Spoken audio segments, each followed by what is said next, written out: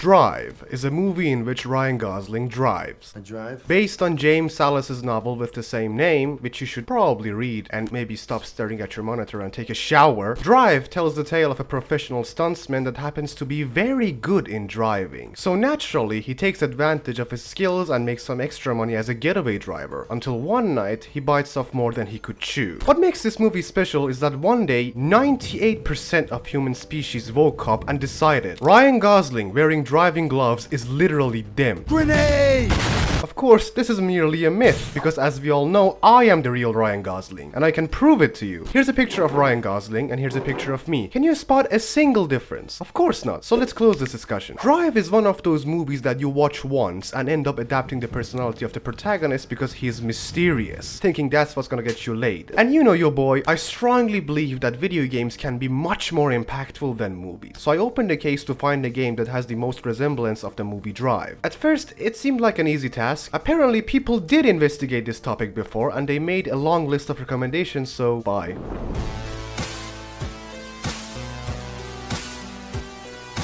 Just kidding. Sure, there's a lot of suggestions, but so far, no definite answer was given to the question of what game resembles the movie Drive. So I put my gloves on, stole my ex's car, and started to search myself. Of course, when we think of Drive, naturally Hotline Miami comes to mind. Once again, starring a protagonist that is just literally me. Since the game was inspired by Drive, it makes sense why they both give similar vibes. You can even find the famous scorpion jacket in the game. But that would be too easy. Hotline Miami isn't resemblant of Drive in any way. Someone watched a hotel scene and thought, yes, this one scene needs to be its own game. I was looking for something a little bit more accurate, so I decided to skim through the recommendations personally. The first and the most interesting suggestion was Payday. Oh no, not again. No, not a Payday video. Please make it stop. Please, please. So you just moved to LA? No, I've been here for a while. This is gonna be a weird one, gang. There's some guys that want me to do a job for them. I got the driver. Somebody called Nino! What'd you do with the cash? I still got the money. Is that dangerous? It's only part-time. What do? I drive? That's it, enough Payday videos, it's time to move on. One of the most recommended titles was a visual novel named Neocab. For those of you who are unfamiliar, though visual novels classify as video games, they technically aren't. They are more like motion books, usually played to a mild background music. A familiar example would be the Ace Attorney series. Neocab starts off looking like those adult games all of us own but hide on Steam. The art style was fairly interesting, a futuristic palette with a combination of 2D and 3D modeling. You play as a young cab driver named Lena, who lives in an era where most of humanity has been replaced with AI. Her entire personality is hating a company named Copra that is apparently responsible for the creation of such intelligent AIs. This is Blade Runner, not Drive. The only common ground these two movies have is me playing the protagonist. How could you make a mistake this big? Regardless, I decided to try Neocab to at least make it my money's worth.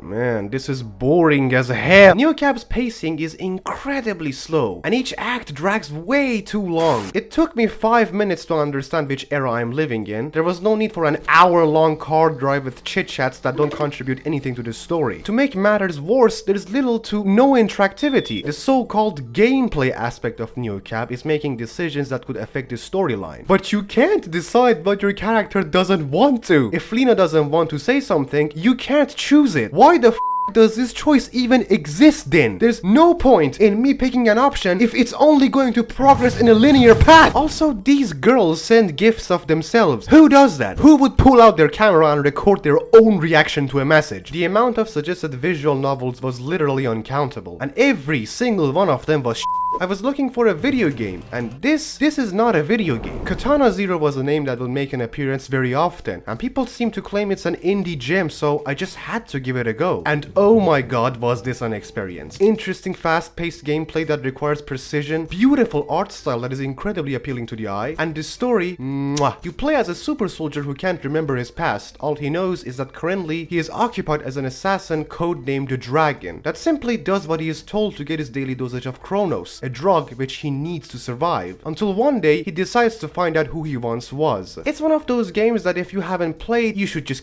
yourself. This game got me hooked to the point where I finished it in one sitting. Fun fact, I failed one of my college exams because I was playing this instead of studying, so don't be me. Despite all of these positive factors, this still isn't Drive. Sure, the retro structure does convey the same vibes, but that's as far as I can go with Katana-Zero. We did make some progress, but still, there's no driving.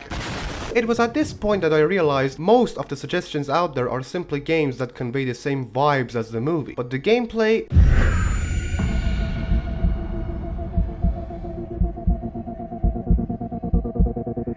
At some point, I went so deep that I came across a game where you serve drinks to anime girls. That was the exact moment that I ditched the recommended games and continued on my own. What in the hell is this? I'm sure I don't need to explain why I couldn't find anything remotely interesting in today's AAA industry, so I fired up the good old emulators to see if maybe at some point the game I'm looking for existed. You know, aside from searching for the Drive game, I downloaded a bunch of random ROMs every once in a while to have some fun, which led me to this next game that I never thought I'd find on today's list. One of those ROMs was Initial D Special Stage, based on the funny drifting anime. I never watched Initial D, and know about it from its music like most of people out there. But just the thought of an anime racing game, come on, I just had to try it out. When you start the game, it says it was translated to English. That's great, since the game was originally in Japanese, except only the menu was translated. As soon as I started the story, I realized that everything is in Japanese, so I really had no idea what I was doing. I wanted to race and the game tells me to not spill a water cup. What is even going on? Is that water cup Takumi? Soon I got to the action. Hell yeah, some racing with Initial D's kick-ass music. This is in no way a professional racing game. The handling is awful, the steering is literally unresponsive at times, and the AI, Jesus Christ, is the AI strong. The game treats your opponents as solid walls, so they're literally unfazed even if you collide with them. They never lose control, never crash, and most importantly, never lose any speed. All of these issues are really f***ing annoying, but boy, can you drift! The drifting mechanics are so satisfying and comfortable. It feels like your car is moving on smooth butter. It kept getting me to want to drift more and more. Initially, Special Stage had me hooked. It was a game about driving with more to offer than just racing. It had a genuine storyline. I just wish I could understand what was going on. Okay, moving on. Ha! Not so fast. This game's entire story is based off the manga, just like the anime. So I decided to watch the anime in English translation to get the full picture.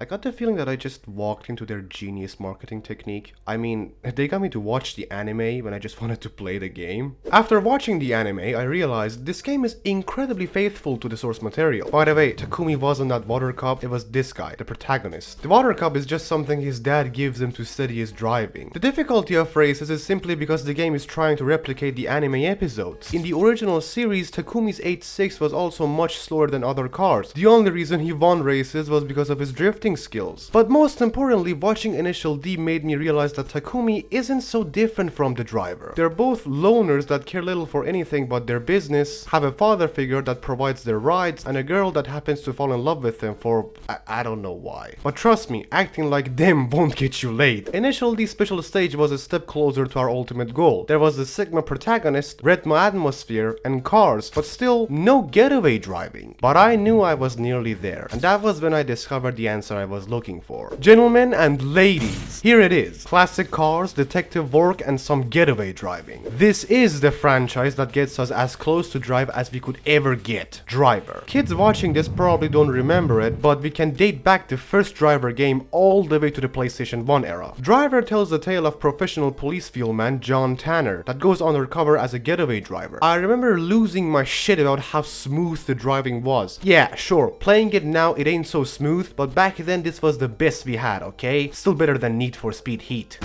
I also vaguely remembered that for some reason I used to absolutely hate this game, but no matter how much I dug I couldn't remember why, until I decided to give it a run. Driver's tutorial is harder than most of the games I've ever played. You have a very short window to perform literally every game mechanic, which you won't even use most of them by the way, without any instructions. If you do manage to make it to the actual game, you're in for a treat. Non-stop adrenaline pumping chases that just never gets old. This game seemed to be the answer I was was looking for, but because of technology limitations, there's little to no storytelling. You hop in, accept a job, and drive, which by itself seems pretty cool, but I was looking for something a little bit more alive, with a plot to follow. Lucky for us, the driver would go on to release many sequels, and you know the drill, sequels are made with more advanced technologies, so they are bound to be better than the original, right? Right? Officer Tanner returns once again in Driver 2 to bring peace to his city. He doesn't play by anyone's rules, not even the law itself. Oh my god. Driver 2 is slightly more advanced than the original. For one, you can actually walk.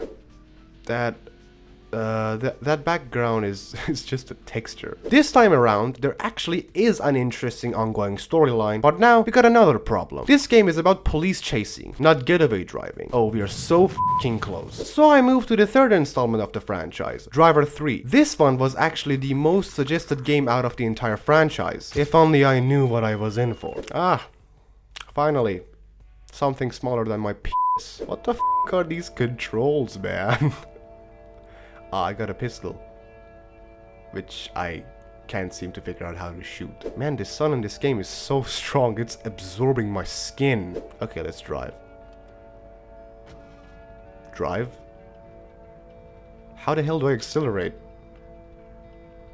What was that? What?